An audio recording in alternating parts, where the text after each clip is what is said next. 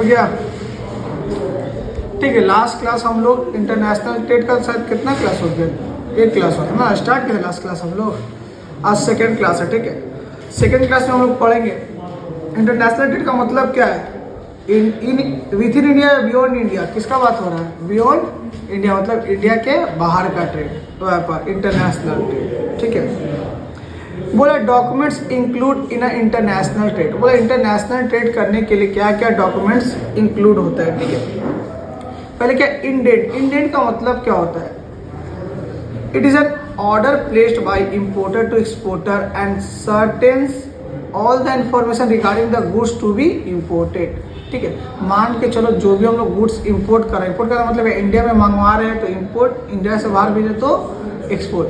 तो हम लोग जो इंडिया में जो एक्सपोर्टर से जो हम लोग गुड्स इंपोर्ट करें ना, वो गुड्स के रिगार्डिंग सारा इंफॉर्मेशन ही मेरा क्या है, इंडेंट। ठीक है, अब पढ़े सुनो, it is an order place by importer, importer जो ऑर्डर प्लेस है किसको, to exporter, and contains all the information, पूरा इंफॉर्मेशन है रिगार्डिंग किसका, the goods to be imported, जो गुड्स आने वाला है उसके रिगार्डिंग सारा इंफॉर्मेशन ही मेरा क्या है, इंडेंट। लेटर ऑफ क्रेडिट क्या होता है, सुनो, होता क्या है, मान के चलो हम इंडिया से, इंडिया में रह करके मान के चलो हम लंदन से गुड्स मंगवा रहे हैं। ठीक है, अब मान के चलो तो शुरू में तो हम लोग फुल पैसा देंगे नहीं, कुछ एडवांस भी नहीं देते हम लोग। अब मान के चलो एडवांस फॉरेन कंट्री है, अब हमको क्या पता एडवांस दे पाए, गुड्स नहीं भेजा तो, जैसे हम लोग सोचते हैं ऐसे लंदन वाले सोचते हैं चलो बिना एडवांस का भेज दिए, गुड्स चल गए, फिर पैसा नहीं तो हम क्या कर लेंगे उसका कंट्री में, समझ रहे हो, एक गुड्स भेजे फिर कंट्री में आके लड़ोगे, खोजोगे। इंडिया का आदमी इंडिया का चीटिंग भाई लोग को नहीं खोज पाता, जो गलत करता है, कितने स्कैम करता है वो लोग को, इंडिया का आदमी लोग इंडिया को नहीं खोज पाता है। देहरादून, दिल्ली, यहाँ कहाँ से call centre, fake call centre भी चल रहा है, हरियाणा से। इंडिया का आदमी इंडिया को नहीं पकड़ पाता, तो फॉरेन कंट्री है तो आगे नहीं पड़ पाता, ऊपर से फ्लाइट वेट का खर्चा अलग। तो अगर प्रैक्टिकली सोचा जाए तो ना इंडिया वाला लोग भरोसा कर सकते हैं फॉरेन कंट्री में, इस केस में अगर तुम बाहर देश से सामान मंगा रहे हो ना, बाहर देश वाला लोग मेरा ऊपर ट्रस्ट कर सकते हैं। अब तुम ही सोचो ना, तुम लंदन में रहते हो, तुमको हम बोले कितना का मेरा डील हुआ, कितना का मेरा गुड्स भेजो, अब तुम एडवांस लंदन वाला हमसे एडवांस मांगो, नहीं एडवांस के देते फिर नहीं दिए तो गुड्स हम क्या कर लेंगे तुम्हारा। ठीक है, अब वो भी तो सोचेगा ना, चलो एडवांस नहीं लेकर गुड्स भेज दे, तुम नहीं दिए पैसे तो हम तेरा क्या कर लेंगे। तो इस केस में क्या होता है ना, एक्सपोर्टर जो है बोला तुमको मेरा ऊपर ट्रस्ट है ना, हमको तुम्हारा ऊपर ट्रस्ट है, इस केस में क्या कर, चलो लेटर ऑफ क्रेडिट बनाते हैं। मतलब होता क्या है कि ना, जो हम जो इंपोर्ट का ना पैसा का, हम ना बैंक को ना गारंटीड बनाते। गारंटी मतलब क्या, बैंक से हम लोग एक लेटर लेते हैं, कुछ इंटरेस्ट लेता है, तो बैंक ना गारंटी लेता है कि जो लंदन से जो है ना, लंदन में जो मेरा एक्सपोर्टर है ना, उसको गारंटी बैंक लेता है। मान चलो SBI बैंक से हम लेटर ऑफ क्रेडिट बनाए, तो SBI बैंक ना गारंटी ले, अगर ये पैसा नहीं देता है तो हम देंगे। सुनो, अब लंदन क्या होता है, लंदन वाला लोग इधर का कौन आदमी नहीं चिंता, लोग को भरोसा नहीं करेगा, पर बैंक जो है उसके ऊपर लोग क्या करता है, ट्रस्ट करता है, क्योंकि SBI बैंक को सब जानता है, लोग गूगल करके भी निकाल सकता है, बहुत सारा ब्रांच है। तो एक्सपोर्टर को मेरा ऊपर तो बिलीव नहीं, पर बैंक के ऊपर बिलीव है कि भले ये मार सकता है, बैंक तो मेरा मार के जाएगा कहाँ, बैंक का तो SBI का पूरा ब्रांच है। अब ये क्वेश्चन है, तो बैंक इसमें क्या फ़ायदा, लेटर ऑफ क्रेडिट तो अगर हमको बनवाना है गुड्स मंगवाने के लिए तो हमको कुछ इंटरेस्ट देना पड़ेगा, फ्री में थोड़ी करेगा बैंक। इस केस में क्या होता है, बैंक जो है बोलता है कि अच्छा ऐसा बात है तो हम इसका गारंटी बन रहे कि अगर ये पैसा नहीं देता है, जो भी हमारा डील हुआ सर्टेन डेट तक नहीं देता, तो हम गारंटी लेते हैं कि हम देते हैं। ठीक है, अब बैंक भी ऐसे नहीं देता, ऐसे भी गारंटी नहीं बन जाती, कुछ इंटरेस्ट लेता है, कुछ प्रॉपर्टी वगैरह लेता है, तो उसको तो हमको बैंक को देने में तो डर नहीं, बैंक थोड़ी मेरा माल लेगा, उसको देने में डर है। तो बैंक के थ्रू हम क्या बनाते हैं, लेटर ऑफ क्रेडिट, एक लेटर है जो क्रेडिट का एक लेटर है, जिसके थ्रू हम बैंक के थ्रू हम गुड्स क्या करवा रहे हैं, इम्पोर्ट करवा रहे हैं, कि बैंक रिस्पॉन्सिबिलिटी ले। लेटर ऑफ इम्पोर्टर करवाता है बैंक से अपना। ठीक है, अब बैंक बोलता है कि हम जो है इसका गारंटी लेते हैं, जो तुम्हारा अमाउंट है हम देंगे, ये नहीं दिया तो लंदन वाले लोग जो है, हम पर्सन पे भरोसा कर, बैंक पे भरोसा कर सकते हैं कि हाँ बैंक को तो सब जानता है, गूगल करके ब्रांच से सब जानता है। तो बिलीव दिलाने के लिए कि हम लोग क्या करते हैं, बैंक में गारंटी मारते हैं, बैंक इसका वजह कोई इंटरेस्ट लेता है, बैंक ऐसे ही रिस्क नहीं लेगा तुम्हारा, कुछ भलो गिरवी वगैरह लेगा। ठीक है, अब बैंक तो तुमसे ठीक लपेट लेगा, तो ये ऐसा बात है। तो letter of credit, it is a guarantee letter issued by the importer's bank. Importer's bank मतलब जिस देश से इम्पोर्ट करवा रहे हैं, जैसे इंडिया से, उसका जो बैंक है वो गारंटी लेता है। क्या लिखा है, स्टेटिंग मतलब क्या चीज़ गारंटी है, that it will own the export bills up to a certain amount. बोले कि हम ओन कर रहे हैं बैंक, जितना भी तुम्हारा सर्टेन अमाउंट है, कुछ भी उससे 1 लाख 2 लाख जो है हम ओन करें, हम गारंटी ले रहे हैं, हम पैसा देंगे, बैंक बोलता है। तो लोन वाले लोग ना भले पर्सनल बिलीव नहीं कर पा, बैंक पे बिलीव कर रहे हैं, क्योंकि सबको पता है इंडिया में SBI बैंक है, लोग गूगल करके देख सकता है, आगे करके क्लेम कर सकता है। तो बैंक वाला लोग को पता रहता है। अब बैंक वाले मेरा गारंटीड ऐसे नहीं बनता है, कुछ कमीशन चार्ज करता है। तो इसमें तो इम्पोर्टर का नुकसान नहीं है। कैसे नुकसान है? अगर वो मतलब कि कुछ दे रहा है बैंक को, हाँ, suppose तो वो बैंक अगर payment दे रहा कर है, मान के चलो जैसे तुम बैंक हो, हाँ, तुमको हम दे रहे हैं, तुमको हम पैसा दे रहे हैं कुछ, ठीक है। अब मान लो वो अगर नहीं भेजता है कुछ, तो तुमसे पैसा ले लेंगे, उसको देंगे तो कैसे लेंगे? अच्छा, बैंक से रिटर्न ले सकते हो। और नहीं तो ऑब्वियसली ले सकते हो। बैंक क्या बन, तुम्हारा गारंटीड बन रहा है। और हम अगर एक्सपोर्टर को पेमेंट कर दिए, वो नहीं देगा कुछ तो क्या कर लोगे फिर? इसलिए ना ये चीज़ किया गया है। अच्छा दोनों ही हो गया suppose। हाँ। तो फिर बैंक भी रिटर्न कर देगा। हाँ, बैंक रिटर्न कर देगा, समझ लो। मान के चलो उसको अगर हम पैसा देंगे, नहीं दिया तो क्या कर लेंगे? अब मान के चलो हम ही पैसा नहीं दिया, वो कुछ भेजे तो हम उसको नहीं देंगे तो क्या करेंगे? दोनों ट्रस्ट के लिए बीच में आता है बैंक, तो भैया हम गारंटीड बन रहे हैं। तो इम्पोर्टर के लिए हम क्यों गारंटीड बन रहे हैं? हमको कुछ कमीशन मिलेगा, बैंक का कमाने का कुछ पैसा मिलेगा, ठीक है। आगे बढ़ ले। शिपिंग ऑर्डर, शिपिंग का मतलब क्या? शिप में भर के ऑर्डर नहीं है। फ्लिपकार्ट में, अमेजन में ऑर्डर था तो बोलता नहीं शिपिंग हो चुका है, इस डेट में शिपिंग होगा। शिपिंग मतलब क्या? ऑर्डर करके क्या कर देना, रेडी कर देना। शिपिंग ऑर्डर्स का मतलब क्या होता है? तुम ऑर्डर को शिप कर दो, रेडी कर दो, कितना मेरा पैकेज है, क्या कैसे डिलीवरी करना है, वो सब को इन्फॉर्मेशन मिल जाता है। It is an order which provides information about goods like number of package, कितना नंबर ऑफ पैकेज है, कितना शिपिंग हुआ है मेरा, कितना goods package, terms of delivery, कैसे डिलीवरी हो, कितना दिन में डिलीवरी हो, क्या डिलीवरी है, टाइमिंग रहा है, ये सब टर्म्स ऑफ डिलीवरी का है, ठीक है। शिपिंग बिल्स क्या होता है? It is the main documents on the basis of which permission is granted for the export of goods by the custom office, ठीक है, and contains all the information regarding goods, ठीक है।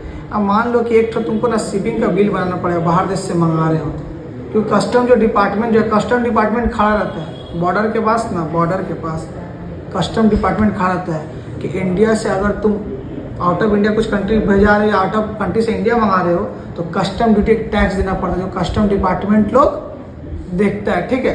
तो custom department क्या करता है मालूम? जो कस्टम डिपार्टमेंट क्या करता है, जो बाहर देश के कंट्री से जो इंडिया आ रहा है, मान लो तुम क्या एक्सपोर्ट कर, पता चला बम गोली मंगा ली, चेक करने के लिए कोई तो रहना पड़ेगा ना। बाहर देश से तुम इंडिया में कुछ भी घुसा दोगे, उसको चेक करने के लिए, टैक्स लेने के लिए कस्टम डिपार्टमेंट लोग रहते हैं। अब नहीं रहेगा बॉर्डर का पास, और चला लंदन से बम गोली तुम कंटेनर में भर के मंगा लिए, तो इसलिए कस्टम डिपार्टमेंट लोग को एक बिल दिखाना पड़ता है कि हाँ भैया मेरा लिख लो इन्फॉर्मेशन पूरा गुड्स के रिगार्डिंग, मेरा क्या चीज़ का गुड्स है, क्या लोग पूरा चेक करता है, गुड्स को पूरा एसेस करता है, कस्टम ड्यूटी जो टैक्स होता है ले करके फिर गुड्स छोड़ता है।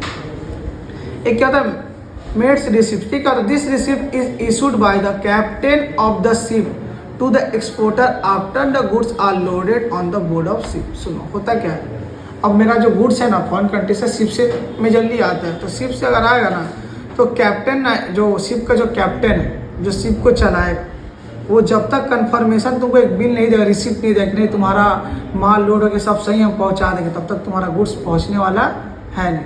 अब मान के चलो लंदन में हम बैठ के लंदन से कुछ शिप में भेजाना है, तुम गुड्स प्रोडक्ट रिसिप्ट लेकर, ऐसे कंफर्मेशन कोई थोड़ी दे देगा, कैप्टन भी चेक करेगा, सब देख करके फिर रिसिप्ट बिल देगा। नहीं तो कैप्टन का तुम क्या भरो क्या नहीं भरो, कल को झूठा बोल दोगे कि नहीं 10 था तुम 5 कैसे बोल रहे हो, बम गोली भर दो, कुछ भी कर सकते हो। तो एक तो वो लोग भी, कैप्टन एक तो बड़ा सामान लेकर के जाता है, लॉन्ग ड्यूरेशन में लेकर के जाता है, तो वो लोग भी एक तो एक्सपोर्टर क्या करता है, एक कंफर्मेशन रिसिप्ट देता है कि हाँ भाई अब कंफर्म है, गुड्स लोड करके हम बोर्ड में शिप में लोड करके रेडी कर लिया, हम ले करके जा रहे हैं। उसके बाद क्या है, certificate of origin, it specifies the country in which goods are being manufacture. बोला सर्टिफिकेट ऑफ ऑरिजिन क्या होता है, गुड्स किस कंट्री से गुड्स बन करके आ रहे हैं। हम लंदन से अमेरिका से, तो सर्टिफाइड देना पड़े कि हाँ भैया जो गुड्स तुम मंगवा रहे हो लंदन से, लंदन का कहाँ से बना, सर्टिफिकेट चाहिए, तो वो चीज़ होता है। बिल ऑफ लोडिंग और document of title, it is the document issued by shipping company and acts as an evidence regarding the acceptance of shipping company to the carry goods to a part of destination। ये वही बात बोल रहा है कि जो shipping company एक guaranteed लेता है कि हाँ भैया तुम्हारा गुड्स को हम एक्सेप्ट कर लिए हैं, ठीक है, कैरी कर लिया, अब अपना पार्ट ऑफ डेस्टिनेशन जो है वहाँ पर ले जाने के लिए हम रेडी है, ठीक है। और 3 पॉइंट पढ़ते हैं, चलो इसके बाद हो जाएगा। बोला इंपोर्ट का प्रोसीजर क्या है। अगर तुमको गुड्स इंडिया में तुम तो इंडिया से फॉरेन कंट्री से तुमको गुड्स मंगाना है तो तुम कैसे, क्या प्रोसीजर है इसका, ठीक है। तो नॉलेज के लिए भी जरूरी चीज़ है। ट्रेड इंक्वायरी, ट्रेड इंक्वायरी का मतलब क्या होता है। मान लीजिए तुमको जो गुड्स चाहिए, सबसे पहले मान लीजिए प्रैक्टिकल सोचो कि अगर तुमको बाहर देश से कुछ मंगाना है, ठीक है, तो तुम ना पहले जो गुड्स तुमको चाहिए, किस किस कंट्री से हम मंगा सकते, पहले पता करोगे ना कि लंदन में तो किससे मंगाए, कौन सा एजेंसी, किससे बात करेंगे, अमेरिका से मिलेगा कि लंदन से मिलेगा, कहाँ से मिलेगा, कौन सा फॉरेन कंट्री से मिलेगा, और उधर उस कंट्री में किससे हमको कांटेक्ट करना होगा, कौन सा ऑर्गेनाइजेशन से कांटेक्ट करना पड़ेगा। तो सारा इन्फॉर्मेशन गैदर करने क्या होता है, ट्रेड का इंक्वायरी, व्यापार का क्या है, इंक्वायरी। चलो पढ़ते। The first step involve in importing goods is a gather information about countries का ऊपर पहले इन्फॉर्मेशन है, कौन सा कंट्री से हमसे गुड्स मिलेगा, ठीक है। अब हमको चाहिए मसाला, तो सोचिए लंदन से चावल मंगा लेंगे, मसाला ऐसा थोड़ी होता है। तो पता करना होगा कौन सा कंट्री में सब चीज़ का इंपोर्ट एक्सपोर्ट होता है, कि हमसे सस्ता पड़े, ऑयल कहाँ से मंगाएंगे, पेट्रोल कहाँ से, दुबई से मैं ना सस्ता होता है, इसको पता करना पड़ेगा ना कौन कंट्री से हम करना है। तो गैदर क्या करेंगे, इन्फॉर्मेशन अबाउट कंट्रीज, फॉर्म्स होता है कि बिजनेस जो रहता है, which export the products required by the importer, मतलब ऐसे इम्पोर्टर जो हमको प्रोडक्ट रिक्वायर्ड है, कौन सा कंट्री में मिलेगा, हमको इन्फॉर्मेशन पहले गैदर करना है कि कौन सा कंट्री में हमको जो है गुड्स मिल सकते हैं, जो हमको गुड्स को रिक्वायर्ड है। Such information can be gathered from trade directories, trade association, organisation, ठीक है। मान लो कोई ट्रेड डायरेक्टरीज होगा, ट्रेड एसोसिएशन होगा, ऑर्गेनाइजेशन होगा, इन लोग से पता चलता है कि इस चीज़ का गुड्स कौन सा कंट्री से मिल सकता है। अब कोई कंट्री पता, कंट्री में तो कोई तो बिजनेस तो बैठा हुआ ना, उससे ना पता करोगे, कंट्री से थोड़ी पता चलेगा कंट्री में कौन चीज़, कौन बिजनेस करता है। अब कंट्री में हो, तुमको मान के चलो टाटा से, तो तुमको पता चला हाँ टाटा कंपनी जो ये चीज़ करता है, तो सब भी पता। स्टील चाहिए तो इंडिया से स्टील, इंडिया से किससे चाहिए, टाटा कंपनी, टाटा ग्रुप से, तो वो तो इन्फॉर्मेशन ऑर्गेनाइजेशन भी पता करना पड़ेगा, ठीक है। ठीक है, हम लोग आइडेंटिफाई कर दिया। आफ्टर आइडेंटिफाई द कंट्रीज का फॉर्म, बिजनेस का नाम पता कर दिए। डेट एक्सपोर्ट द प्रोडक्ट जो हमको चाहिए, the importing from approaches them for trade inquiry, ठीक है। अब मान लो हमको पता चल गया कौन कंट्री से कहाँ से हमको मिलेगा। अब उसके साथ हम ट्रेड इंक्वायरी भेजेंगे। ट्रेड इंक्वायरी का मतलब क्या, कि हमको भैया इतना माल चाहिए, ठीक है, इतना गुड्स चाहिए। उसके बाद क्या करता है, the exporter prepares the quotation also known as proforma invoice, send it to the importer. उसका नाम क्या करता है, मालूम, कोटेशन भेजे। कोटेशन का मतलब क्या, जो बेच रहा है लंदन का जो एक्सपोर्टर है, कोटेशन भेजेगा कि इतना इतना प्राइस है करके, इतना रेट है, ये चीज़ लोगे तो इसका इतना रेट है, ये चीज़ लोगे तो इतना इसका रेट है। तो कोटेशन में क्या रहता है, तुम्हारे बिजनेस को ना, तुम ना इम्पोर्टर को सारा इन्फॉर्मेशन दे रहे हो अपने बारे में, कि क्या प्राइस है, क्या रेट है, क्या नहीं। जैसे मान लो यहाँ से तुम मान लो चलो अल्ट्राटेक सीमेंट में, मान लो चलो इधर इंडिया की बात करें फॉर एग्जांपल, कोटेशन क्या होता है समझाने के लिए। इंडिया का फॉर एग्जांपल मान लो तुम अल्ट्राटेक सीमेंट में तो अपना गाड़ी भेज रहे हो, ठीक है। तो अल्ट्राटेक सीमेंट तुमको डायरेक्टली गाड़ी नहीं मांगेगा, पहले बोले कोटेशन दो। कोटेशन का मतलब क्या, कितना किलोमीटर का क्या रेट है, ठीक है, क्या चार्जेस है। तो कोटेशन में क्या होता है, सारा इन्फॉर्मेशन देते रिगार्डिंग द गुड्स की, क्या रेट्स वगैरह है, कैसे क्या है, क्या चार्ज लगेगा, सारा चीज़ इन्फॉर्मेशन हम लोग को कोटेशन में मिल जाता है। कौन सेंड करता है, सेंड करता है एक्सपोर्टर, किसको, इम्पोर्टर को। This quotation provides information regarding design, क्या क्या उसमें कोटेशन में लिखा रहेगा, देखो डिजाइन क्या रहेगा, साइज कितना रहेगा, वेट कितना रहेगा, प्राइस कितना रहेगा, टर्म्स एंड कंडीशन एक्सपोर्ट का क्या रहेगा, ये सारा चीज कोटेशन में लिखा रहेगा, ठीक है। प्रोक्योरमेंट ऑफ इंपोर्ट लाइसेंस, ठीक है। सुनो, होता क्या है, अगर तुमको इंपोर्ट एक्सपोर्ट करवाना है ना, तो तुमको इंपोर्ट एक्सपोर्ट लाइसेंस बनवाना पड़ेगा। जिस इंपोर्ट एक्सपोर्ट लाइसेंस तुमको बनाना पड़ेगा। कुछ केस में तुमको बनाने की जरूरत नहीं है। जैसे मान लो लिखा हो पहले नंबर क्या, certain goods can be imported. Imported मतलब कि मंगाए सकते हैं फ्री में, while in some cases obtaining licence is essential, ठीक है। तो लाइसेंस अगर नहीं रहता तो कुछ केस में लोग फ्री में मंगवा सकते हैं बिना लाइसेंस का भी। But in India it is compulsory for every importer, जो इम्पोर्टर है compulsory to get registered with the directorate general foreign trade, DGFT इसको बोलते हैं। अगर इम्पोर्ट एक्सपोर्ट करना है तो तुमको रजिस्टर करवाना पड़ेगा, किसमें, DGFT में।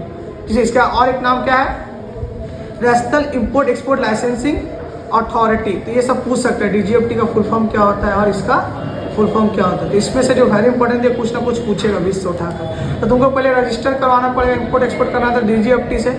फिर लास्ट में obtain an import export code, IEC जिसको हम लोग बोलते हैं, इंपोर्ट एक्सपोर्ट कोड नंबर। तुमको ना इंपोर्ट एक्सपोर्ट कोड नंबर देगा कि ये नंबर है तुम्हारा आइडेंटिटी, जैसे पैन कार्ड का नंबर नहीं होता है वैसे इंपोर्ट एक्सपोर्ट कोड का भी एक तुमको क्या देगा, नंबर देगा, जिसके थ्रू तुम क्या कर सकते हो, इंपोर्ट एक्सपोर्ट कर सकते हो। तो ये सब पूछता है एग्जाम में, कुछ इसमें से बीच में से उठा करके पूछेगा तो ध्यान रखना। नंबर 3 लास्ट आज का क्लास के लिए, ऑब्टेनिंग फॉरेन एक्सचेंज। ठीक है, अब मान के चलो तुम लंदन से गुड्स मंगा रहे हो तो रुपीस लेगा क्या लेगा? डॉलर लेगा। क्या लेगा? तो अगर हम लोग अपना कंट्री में इंपोर्ट करवा रहे हैं ना, तुम उसको रुपीस नहीं भेज सकते, उसको क्या भेजना पड़ेगा? डॉलर। तो इसको हम इसलिए बोलते हैं, इसका नाम पड़ा ना फॉरेन एक्सचेंज, मतलब इंडियन मनी को हमको किस में कन्वर्ट करना है? Foreign exchange. अब कंट्री के ऊपर डिपेंड करता है। ठीक है, मान के चलो लंदन में भेज, अमेरिका में तो डॉलर में आ गया। ठीक है, अब माना तुम कुवैत में भेजे तो दिरहम में भेजना होगा, समझ रहे हो? तो तुमको इंडियन रुपीस को फॉरेन एक्सचेंज में क्या करवाना पड़ेगा? कन्वर्ट करवाना पड़ेगा। ये सब कन्वर्ट किससे करवाएंगे सर? बहुत सारा देखना एजेंसी रहता है, फॉरेन एक्सचेंज रहता है, तो भी ये सब मेनली कौन करता है? वो तो RBI, reserve bank of India. सब बैंक का हेड कौन है? RBI, याद रखना। स्टेट बैंक, कैनरा बैंक, जितने भी सब बैंक है, सब का हेड कौन है? RBI, reserve bank of India. ये लोग के हिसाब से ये लोग के अंडर में चलता है। सब जनरल नॉलेज के लिए याद रखना कि RBI सब बैंक का क्या है? हेड है, इसके अंडर में सारा बैंक चलता है। तो RBI सब करवाता है। तो यही सब बात इसमें लिखा हुआ है। In case of import transaction the supplier lives in a foreign country. जो सप्लायर जो तुम गुड्स भेजो फॉरेन कंट्री में रहता है, hence he demands payments in foreign currency. अगर वो फॉरेन कंट्री में रहता है, फॉरेन कंट्री में, तो क्या पेमेंट मांगेगी? फॉरेन करेंसी, मेरे करेंसी में पेमेंट करो। ठीक है, this involves exchange in Indian currency into foreign currency. मतलब इसका मतलब क्या हो गया? इंडियन करेंसी को किस में कन्वर्ट करवाना पड़ेगा? फॉरेन करेंसी में। The exchange control department of RBI regulates foreign exchange transaction in India. कौन रेगुलेट करता है? RBI से तुम लोग फॉरेन एक्सचेंज करवा सकते हैं, मतलब इंडियन रुपीस को डॉलर में, दिरहम में कन्वर्ट करवा करके पैसा भेज सकते हो सकता है कुछ चार्ज भी सब में काटता है तो चार्ज भी काटेगा। चलो आज का क्लास के लिए नेक्स्ट क्लास में चैप्टर खत्म करने के बाद करते हैं।